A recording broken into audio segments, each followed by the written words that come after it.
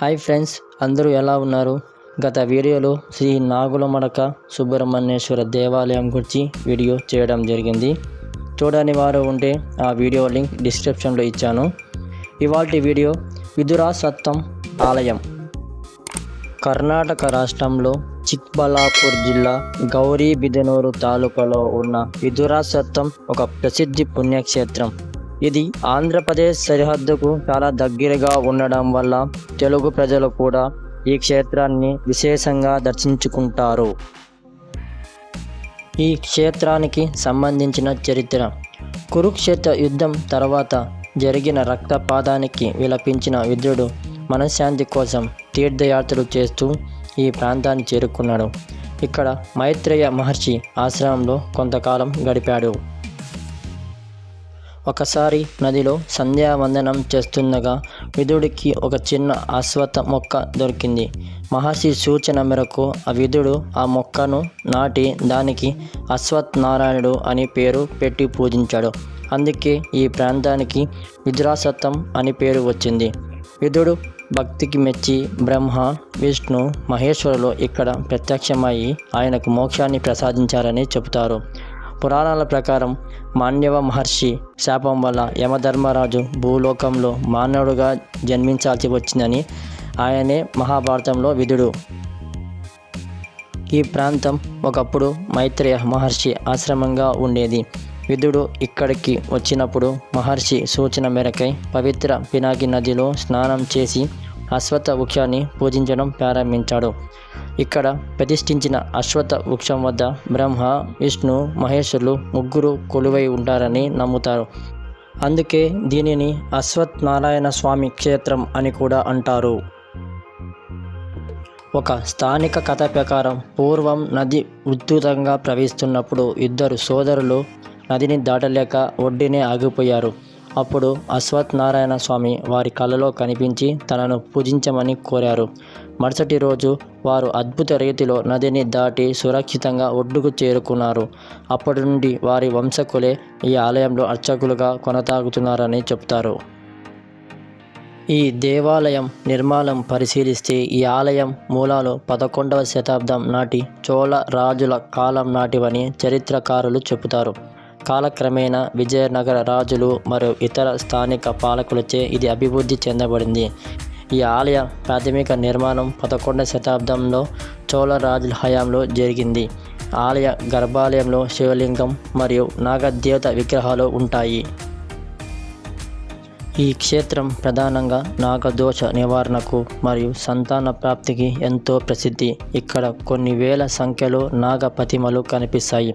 మొక్కుకున్న భక్తులు కోరికలు తీరిన తర్వాత ఇక్కడ నాగప్రతిష్ఠ చేయడం అనవాతి. ఈ క్షేత్రాన్ని నాగక్షేత్రం అని కూడా పిలుస్తారు. ఇక్కడ భక్తులు ప్రతిష్ఠించిన రాతి నాగ ప్రతిమలు వేల సంఖ్యలో కనిపిస్తాయి. ఒకే చోట ఇన్ని నాగ విగ్రహాలు ఉండడం మరెక్కడా చూడలేము. భక్తులు ఇక్కడ నాగ ప్రతిష్ఠ చేయడం వెనుక ఉన్న నమ్మకాలు కేవలం మతపరమైనవి మాత్రమే కావు, అవి మానసిక ప్రశాంతతకు కూడా సంబంధించినవి. సంతానం లేని దంపతులు ఇక్కడ నాగ ప్రతిష్ఠ చేసి అశ్వత్థ వృక్షం చుట్టూ ప్రదక్షిణ చేసి ఫలితం ఉంటుందని నమ్ముతారు. అందుకే దీనిని సంతాన నాగేంద్ర స్వామి క్షేత్రం అని కూడా అంటారు. జాతకంలో రాహు, కేతు ప్రభావం వల్ల కలిగే కాల సర్ప దోష లేదా కుతదోషం ఉన్నవారు ఇక్కడ శాంతి పూజలు నిర్వహిస్తారు. కోరిక నెరవేరిన తర్వాత తిరిగి వచ్చి స్వామివారికి కృతజ్ఞతగా నాగశిలను సమర్పిస్తారు.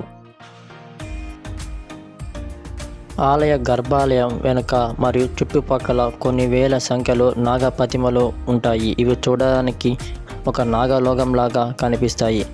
మీరు ఆలయ ప్రయాణంలో గమనిస్తే అక్కడ ఉన్న వేలాది నాగశిలలు ఒక క్రమ పద్ధతిలో కనిపిస్తాయి. ఈ శిలలను భక్తులే స్వయంగా ప్రతిష్ఠిస్తారు. ఇక్కడ ఒక ప్రత్యేక సంప్రదాయం ఉంది. ప్రతిష్ఠించిన శిలలకు ప్రతి ఏటా భక్తులు వచ్చి పాలు, పసుపుతో అభిషేకం చేస్తారు.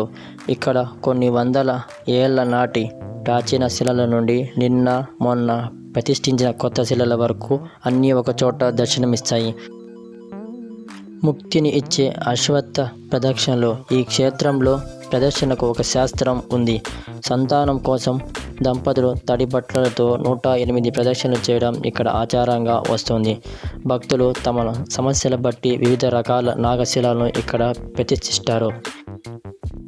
ఏకనాగ వ్యక్తిగత అభివృద్ధి మరియు ఆరోగ్య సమస్యల నివారణకు. మిథున నాగ దంపతుల మధ్య కలహాలు తొలగి అన్యోన్యత పెరగడానికి మరియు సంతానం కోసం. సప్తమి నాగ తీవ్రమైన కాల సర్ప దోష లేదా కుటుంబపరమైన శాపాలు ఉన్నప్పుడు 7 తలల పాము విగ్రహాన్ని ప్రతిష్ఠిస్తారు. ప్రతి విగ్రహం వెనుక ఒక భక్తుడి నమ్మకం మరియు కథ ఉంది. సాధారణంగా ఇక్కడ ప్రతిష్ఠించే నాగ విగ్రహాలు జంట పాము రూపంలో ఉంటాయి. ఇవి సంతాన ప్రాప్తికి సంకేతం. ఆలయ పరిసరాల్లో కోతుల సంఖ్య ఎక్కువగా ఉంటుంది. మీ వెంట ఉన్న పూజా సామాగ్రి, మొబైల్ ఫోన్లు మరియు బ్యాగుల పట్ల జాగ్రత్తగా ఉండాలి. ఈ ఆలయంతో పాటు ప్రాంగణంలో శ్రీ ఆంజనేయ స్వామి మరియు వినాయకుడు మరియు ఇతర చిన్న ఆలయాలు కూడా ఉన్నాయి. అశ్వత్థ నారాయణ స్వామి త్రిమూర్తి స్వరూపం. ప్రతిరోజు ఉదయం 11 గంటలకు స్వామివారికి విశేష అభిషేకాలు జరుగుతాయి. ఈ క్షేత్రంలో రావి చెట్టుకు సాక్షాత్తు త్రిమూర్తుల స్వరూపంగా భావిస్తారు. దీనికి సంబంధించిన ఒక శ్లోకం ఇక్కడ ప్రచురణలో ఉంది. మూలతో బ్రహ్మరూపాయ, మధ్యతో విష్ణురూపిణి, అగ్రస్థ శివరూపాయ, వృక్షరాజితానమహే. దీనికి వివరణ: చెట్టు మొదలలో బ్రహ్మ, మధ్యలో విష్ణు, పైభాగంలో శివుడు కొలువై ఉంటారని దీనికి అర్థం. 2001 సంవత్సరంలో పురాతన వృక్షం కూలిపోయినప్పటికీ ఆ స్థానంలో కొత్త మొక్కను నాటి అంతే భక్తితో ఆ వృక్షాన్ని పూజిస్తున్నారు.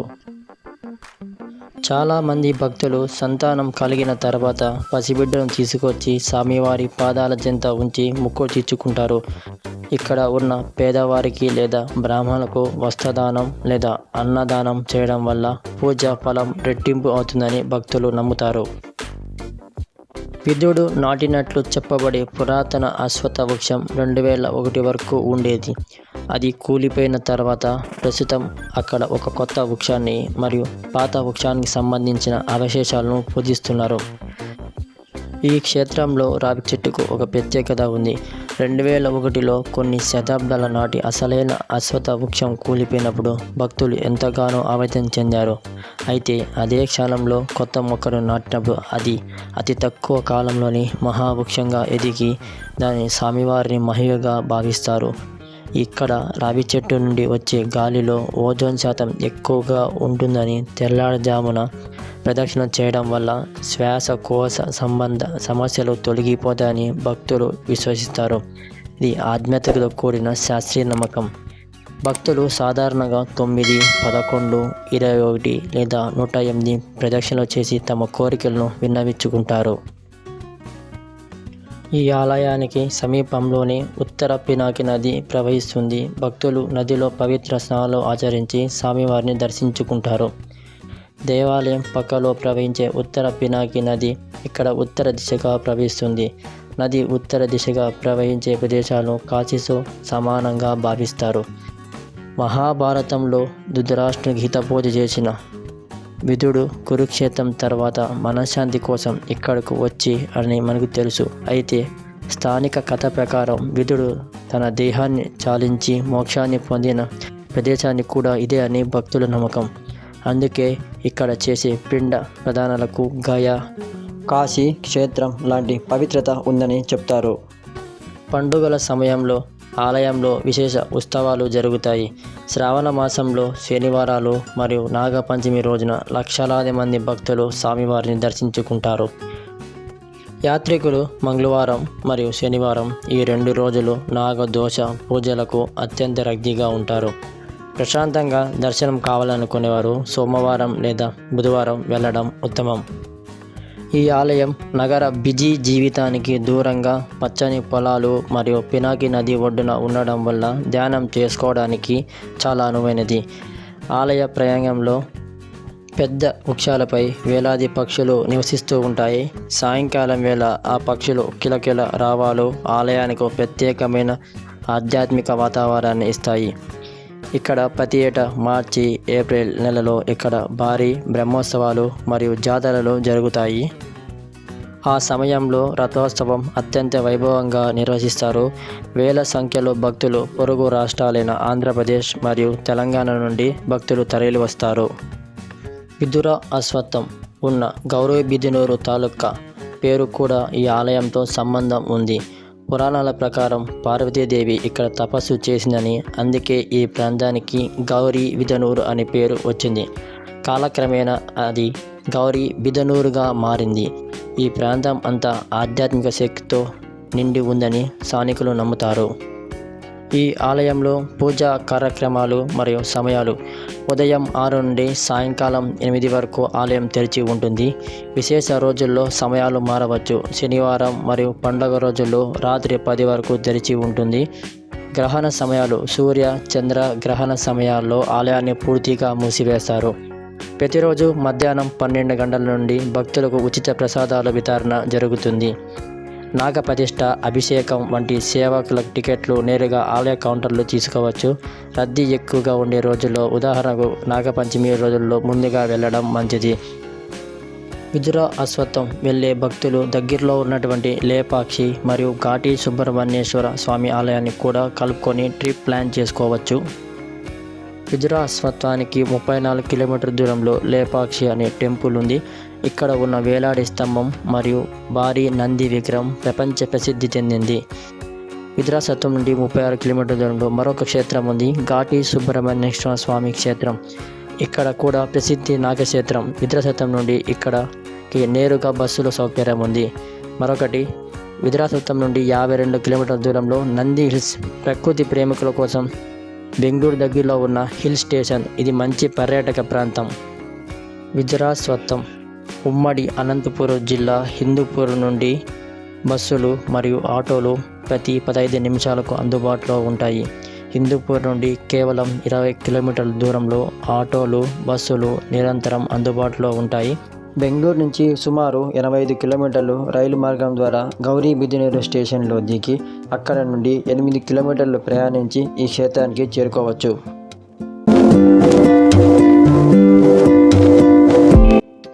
ఇప్పటిదాకా మీకు అందించిన టెంపుల్ సమాచారం ఆన్లైన్ ద్వారా స్వీకరించబడింది. అది మీరు గమనించగలరు ఫ్రెండ్స్.